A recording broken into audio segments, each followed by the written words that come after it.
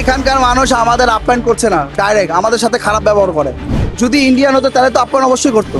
কি বলবো, বলার মতো কিছু নেই আমাদের। আপনাদেরকে কি হোটেলে থাকতে দেয় না? থাকতে দেয় কিন্তু ব্যবহার ভালো না। আমার এক ভাই ফোনটা বলতেছে তুমি যে হোটেলে গেছো ওই হোটেলে তো ভালো কিছু না থাকা তোমার ছেলেরা বাঁচাই দিছে।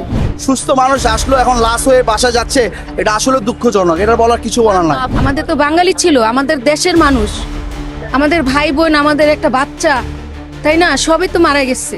তা বাংলাদেশি কনফার্ম মোটামুটি হয়েছে তো 8-9 জনের মতো বলেছে, কিন্তু আমার মনে হয় আরো বেশি আছে। আমরা সুষ্ঠু তদন্ত চাই। হয়তো আমি হয়তো জানি না, হয়তো এমন হইতে পারে আমার পরিচিত লোকও থাকতে পারে, হয়তো আমি দেশের বাড়িতে গেলে জানতেও পারি যে নিউ মার্কেট এরকম হোটেলে আমাদের একজন আত্মীয় মারা গেছে, কিন্তু এখন আমি বলতে পারতেছি না।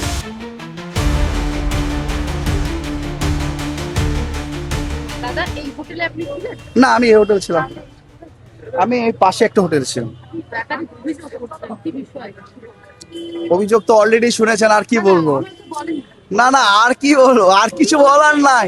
এখানকার মানুষ আমাদের আপ্যায়ন করছে না, ডাইরেক্ট আমাদের সাথে খারাপ ব্যবহার করে। মানে আমাদের ইগনোর করে, আমরা বাংলাদেশি থেকে ইগনোর করে, আমাদের ছোট চোখে দেখে, আর কিছু না।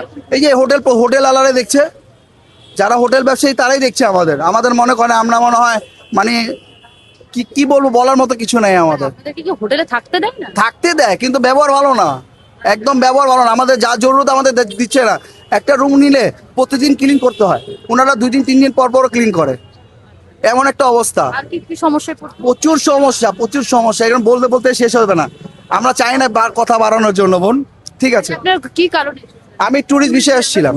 হ্যাঁ, ট্যুরিস্ট বিষয়ে এসেছিলাম। এই যে ঘটনা শুনলেন, আপনার দেশে মানুষজনরা ছিলেন, হ্যাঁ, তো এখনো পর্যন্ত জানা যায়নি যে কারা মানে মৃতের সংখ্যা 9 হয়েছে, এবং তারা কি বাংলাদেশি তা এখনো কনফার্ম নয়, কিন্তু সেক্ষেত্রে কি? তারপরও তা বাংলাদেশি কনফার্ম মোটামুটি হয়েছে তো 8-9 জনের মতো বলেছে, কিন্তু আমার মনে হয় আরো বেশি আছে। আমরা সুষ্ঠু তদন্ত চাই, ঠিক আছে, রাখি।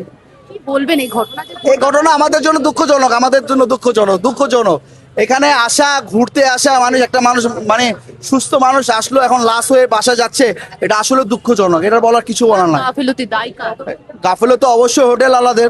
হোটেল যার হোটেল, যদি উনি যদি ঠিক মতো যদি চেক না করতো এসি ঠিক আছে নাকি, শুনলাম এসিতে বিস্ফোরণ হয়েছে, কেন হলো, কিভাবে হলো, এগুলো চেক করে তারপরে তো একটা গেস্টকে ঘরে রাখবে। যদি গেস্টের যদি মনে করো সৃষ্টি করে রাখতেই না পারতো। আপনি বলেন বাংলাদেশিদেরকে আপ্যায়ন ঠিক মতন করা হয় না, এই বাংলাদেশি বলে কি এই? হ্যাঁ, এই আমরা বাংলাদেশি বলেই তো আমাদের আপ্যায়ন কম হচ্ছে। যদি ইন্ডিয়ান হতো তাহলে তো আপ্যায়ন অবশ্যই করতো, ঠিক আছে। বলছি দিদি, কি হয়েছিল, কখন শুনলেন? আগুন লাগছে নাকি রাত 2টা বাজে, আমি শুনছি সকালে। আমার এক ভাই ফোনটা বলতেছে তুমি যে হোটেলে গেছো ওই হোটেলে তো ভালো কিছু না থাকা তোমার ছেলেরা বাঁচাই দিছে, এখানে তোমাদের বাঙালি অনেক ভাই বোন মারা গেছে। পরে এই শুনেই আমি আসলাম, কিন্তু অনেক, এটা আর কি বলবো, বুঝছেন? যা বলো তো বলছি। না বোন, আমার পরিচিত আমার এক ভাই ছিল সাভারে, উনি চলে গেছে, কিন্তু পরিচিত না। কিন্তু আমাদের তো বাঙালি ছিল, আমাদের দেশের মানুষ, আমাদের ভাই বোন, আমাদের একটা বাচ্চা, তাই না? সবই তো মারা গেছে। যারা হাসপাতালে আছে বাঁচবো কিনা এটাও তো শিওর না, তাই না? আর কি বলবো বোন? আমি হাসান হোটেলে আছি। এই হোটেলে কি কখনো এসেছিলেন আগে? হ্যাঁ, এই যে এবারে আসছিলাম নেওয়ার জন্য, কিন্তু রুম পছন্দ হয়নি আমার। পিছন সাইড ছিল তো, আমার পছন্দ হয়নি, আমি চলে গেছিলাম। ভিতরে দেখলাম অনেক একটু চিপা মানে খুঁজা কোন হান্দার সিঁড়ি কি মানে বোঝা যায় না। পরে আমার ভাই অনেক রিকোয়েস্ট করছিল যে আমার রুমটাই থাকো, ভাড়া কম আছে, 500 টাকা থাকতে পারো। আমি বলছি না ভাই, আমি ওই হাসানি থাকি, ওখানে খোলামেলা আছে। কত ভাড়া এখানে? এখানে ওই ভাই বললো 600 টাকা ভাড়া, মানে একজন থাকতে পারে। হ্যাঁ, রুমগুলো ছোট, এত বড় না। একটা বিল্ডিং এ কি নানা রকম গেস্ট হাউস ছিল? একটা বিল্ডিং হ্যাঁ, অনেকে, হ্যাঁ আর কিনছি মানে খুব হ্যাঁ। তো আগুন নেভানোর কোনো যন্ত্র? না, আমার মনে হয় না যন্ত্র ছিল, আমি দেখিনি, আমার চোখে পড়েনি। দিদি, আপনার আমি 3তলায় গেছিলাম, লিফটে 3তলা উঠলাম, যখন সিঁড়ি দিয়ে নামতে নিলাম দেখলাম একটা সিঁড়ি খাড়া, তখন আমি আর সিঁড়িতে নামিনি। বাংলাদেশ থেকে বেশিরভাগ যারা আসেন এই স্ট্রিটেই থাকেন, এবং তারা হয় চিকিৎসার কাজে, না হলে এখানে বিভিন্ন হোটেলেই থাকে সবাই, ঘুরতে এসে যারা বিভিন্ন হলে সবাই একটু ভালো রুম চায়, এসি রুম চায়। মনে করে এসিতে থাকে, আইসি এখানে গরম বেশি, এরকম মনে করে একটু এসি রুমে ঢুকে সবাই বেশিরভাগ। কিন্তু আজকে তো এই যে একটা দুর্ঘটনা ঘটলো, এটা বলার মতো না। মানে আপনার দেশের মানুষকে হারালেন। হ্যাঁ, অবশ্যই।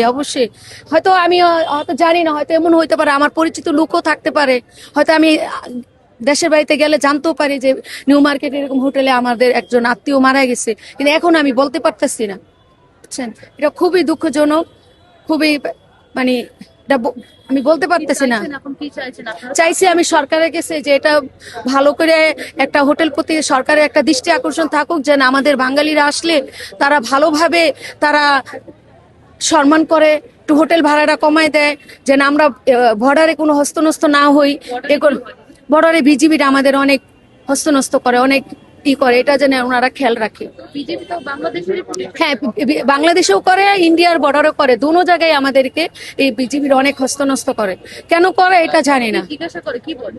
অনেক কথা জিজ্ঞেস করে, একটু 19-20 হলে অনেকের ফেরত দিয়ে দেয়, সারাদিন বসে রেখা, এরকম অনেক ইন্ডিয়ার বর্ডার এটা করে। আচ্ছা, আপনি কি জন্য এসেছেন বাংলাদেশে? আমি আইসি চিকিৎসার জন্য, আমি ক্যান্সারের পেশেন্ট, তো এখানে চিকিৎসার জন্য আসছি মণিপালে। এখানে আসছি 8 তারিখে, আজকে পর্যন্ত আছি। আমার ভিসার মেয়াদ বাড়ানোর জন্য আমি রয়ে গেছি, নাহলে কালকে চলে যেতাম। আরো ভালো ভালো খবর দেখতে সাবস্ক্রাইব করুন বাংলা হান্টের ইউটিউব চ্যানেল। বাংলা হান্টের আরো খবর দেখতে নজর রাখুন। বাংলা খবর মানেই বাংলা হান্ট।